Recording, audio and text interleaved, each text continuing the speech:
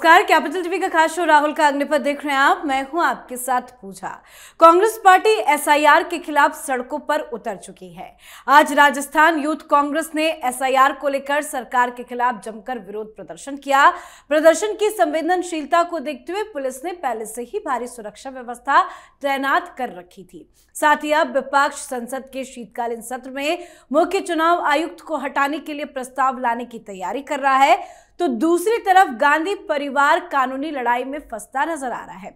ED ने Britain के हथियार डीलर संजय भंडारी से जुड़े मनी लॉन्ड्रिंग केस में प्रियंका गांधी वाड्रा के पति और बिजनेसमैन रॉबर्ट वाड्रा के खिलाफ एक नई चार्जशीट दाखिल की है। अब चार्जशीट पर 6 दिसंबर को विचार किया जाएगा। साथ ही राहुल गांधी के सेना के खिलाफ टिप्पणी मामले में आज सुनवाई हुई, जिसमें ट्रायल कोर्ट की कार्रवाई पर लगी अंतरिम रोक को 4 दिसंबर तक बढ़ा दिया गया है। तो कैसे कानून के रडार पर है गांधी परिवार, आपको बताएंगे।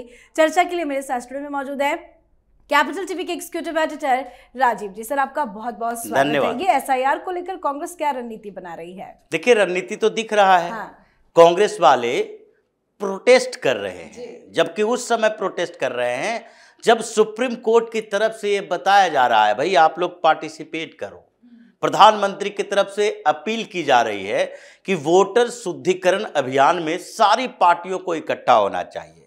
जब बंद कमरे में मीटिंग के दौरान कांग्रेस वाले कहते हैं कि नहीं नहीं जाओ, अपने अपने बूथों पर जाओ और बूथ लेवल एजेंट तैयार करो, ताकि ये एसआईआर की प्रक्रिया के साथ साथ हमारा बूथ लेवल पर संगठन मजबूत हो। लेकिन बाहर में क्या होगा? प्रोटेस्ट करेंगे। तो प्रोटेस्ट करोगे, उन राज्यों में प्रोटेस्ट करोगे जहां भारतीय जनता पार्टी की सरकार है। राजस्थान में प्रोटेस्ट कर रहे हो कांग्रेस, ये जाकर तमिलनाडु में प्रोटेस्ट क्यों नहीं कर रही? जाकर पश्चिम बंगाल में प्रोटेस्ट क्यों नहीं कर रही? एसआईआर के खिलाफ ही करो, लेकिन पश्चिम बंगाल में जाकर करो। ये जो पश्चिम बंगाल के अंदर चल रहा है, हर रोज रिपोर्ट आ रही है कि देखिए बांग्लादेशी घुसपैठी एसआईआर के डर से भाग रहे हैं। ये उनके ऊपर खतरा ऐसा आया है कि एनआरसी से भी ज्यादा खतरनाक एसआईआर हो गया है। लेकिन फिर भी वहां जाकर प्रोटेस्ट नहीं करोगे।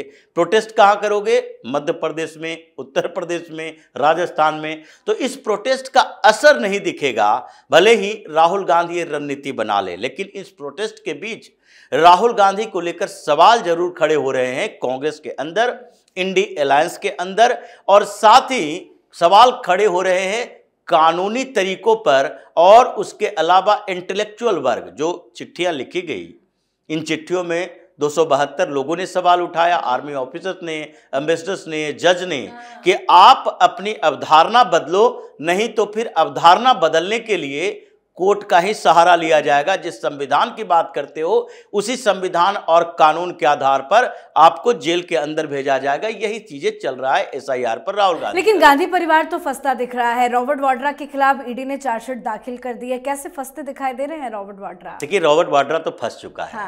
अब निकलना मुश्किल है, क्योंकि ये मनी लॉन्ड्रिंग का जो मामला है उसमें वो जमीन खरीद बिक्री का मामला नहीं है, ये दूसरा मामला है। रॉबर्ट वाड्रा तक ईडी की जांच पहुंची है संजय भंडारी से होता हुआ। संजय भंडारी के खिलाफ 2016 के बाद छापेमारी शुरू हुई इनकम टैक्स डिपार्टमेंट की, और उसके बाद जब इनकम टैक्स डिपार्टमेंट को कुछ सबूत मिले, डिजिटल सबूत मिले, कुछ ईमेल खंगाला गया, और उसमें पता चला कि लंदन में एक प्रॉपर्टी है, उस प्रॉपर्टी के मेंटेनेंस की जिम्मेदारी संजय भंडारी को। और वो पैसे कहां से आए थे? क्योंकि संजय भंडारी जो है वो हथियारों का दलाल हुआ करता था। ये यूपीए सरकार में, यानी कांग्रेस के सरकार के समय में, ये हथियारों का सौदागर था, दलाल था, मिडिलमैन था, जो कि हथियारों की डील जब होती थी किसी देश के साथ तो उसमें ये दलाली खाता था, इसी से पैसा कमाया। और इससे रॉबर्ट वाड्रा की अच्छी खासी दोस्ती, दोनों के बीच चैट हुए हैं, ईमेल का आदान प्रदान हुआ है, और उसी में एक लिंक सामने आया कि जो लंदन की प्रॉपर्टी है रॉबर्ट वाड्रा की, उसके मेंटेनेंस करवाने के लिए संजय भंडारी को बताया गया। अब इसमें आगे इसकी जानकारी मिली तो ईडी को ट्रांसफर किया गया केस, क्योंकि इनकम टैक्स डिपार्टमेंट सिर्फ इनकम की अनियमितता को लेकर जांच कर सकती है।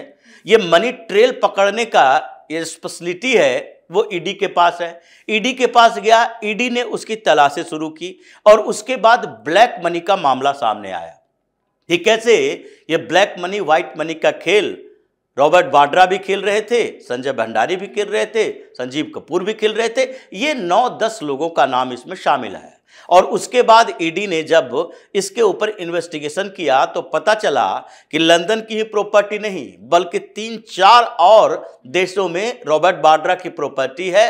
और ये सारा जो नेक्सस बना हुआ है इन लोगों का अलग अलग जगहों पर, ये सब मिलजुल कर एक दूसरे के ब्लैक मनी को व्हाइट मनी में तब्दील करने के लिए विदेशी बैंक खातों का इस्तेमाल करते हैं और उसी से इन प्रॉपर्टी का मेंटेनेंस होता है, मतलब खरीद बिक्री भी होती है। अब रॉबर्ट वाड्रा का नाम सीधे तौर पर आरोपी के रूप में आया। ईडी ने चार्जशीट दायर की राउज एवेन्यू कोर्ट में, जिसके ऊपर दिसंबर में सुनवाई होगी। 6 दिसंबर को सुनवाई है, संज्ञान लिया जाएगा, जिसमें रॉबर्ट वाड्रा के खिलाफ इतने सबूत दिए गए हैं जिसके कारण अब इसका अरेस्ट वारंट आना है, क्योंकि ये पूरी तरह इन्वॉल्व है इस मामले में। ये कोई लैंड डील नहीं है जिसमें सरकार भी इन्वॉल्व है, हरियाणा की, राजस्थान की सरकार इन्वॉल्व है, स्काईलाइट प्राइवेट लिमिटेड जो इसकी कंपनी है, स्काईलाइट फैसिलिटी, ये इन्वॉल्व है। तो कंपनियों का जो मामला होता है उसमें कंपनी के अधिकारी से चलता हुआ कंपनी के ऑनर तक पहुंचता है। सरकार की अनियमितता में उसके अधिकारी शामिल होते हैं,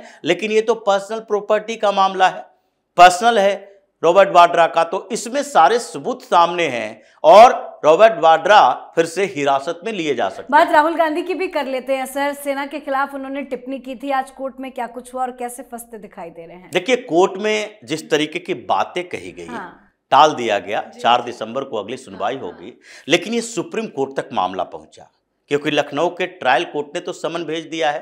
2022 में राहुल गांधी ने जो बात कही थी और सेना के अपमान की बात है, क्योंकि सेना के ऊपर टिप्पणी करते हुए कहा था कि जिस तरीके से हजारों एकड़ जमीन चीन ने कब्जा किया है, सेना भी झूठ बोल रही है, जबकि आर्मी अधिकारी, आर्मी चीफ सबने बोला था हमारी 1 इंच जमीन चीन के पास नहीं गई है। यानी कि 1965 के बाद, ये 62 के युद्ध में जो चीन ने कब्जा किया था उसके बाद की बात है कि इस बीच गालवान संघर्ष के बाद चीन ने हमारी जमीन पर कब्जा नहीं किया। अब उसके बाद ये लखनऊ के ट्रायल कोर्ट ने समन भेजा। समन जब आया इनके पास तो ये हाई कोर्ट गए, इलाहाबाद हाई कोर्ट।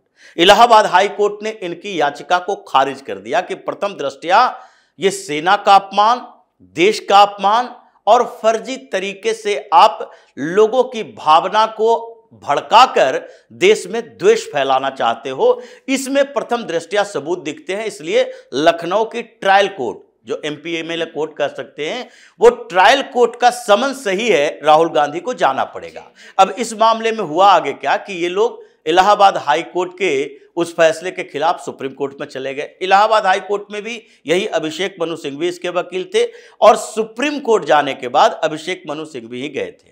तो इसमें सुप्रीम कोर्ट में 2 जजों की बेंच बैठी और उन दोनों जजों ने अभिषेक मनु सिंघवी के उस दलील के बाद देखा कि इनके पास एक लेटर आया है और ये जजों के लेटर में अभिषेक मनु सिंघवी ने ही ये रिक्वेस्ट किया था कि अभी पॉलिटिकल तरीके से व्यस्तता ज्यादा है, इसलिए अभी हम उपस्थित नहीं हो सकते। जबकि दूसरे मामले देखिए, 5 जजों की बेंच बैठी हुई है, संवैधानिक पीठ है और ये जो प्रेसिडेंशियल रेफरेंस के आधार पर जिस पर सुनवाई चल रही थी उसमें कुछ समय पहले ही अभिषेक मनु शामिल हुए थे 5 जजों की बेंच में।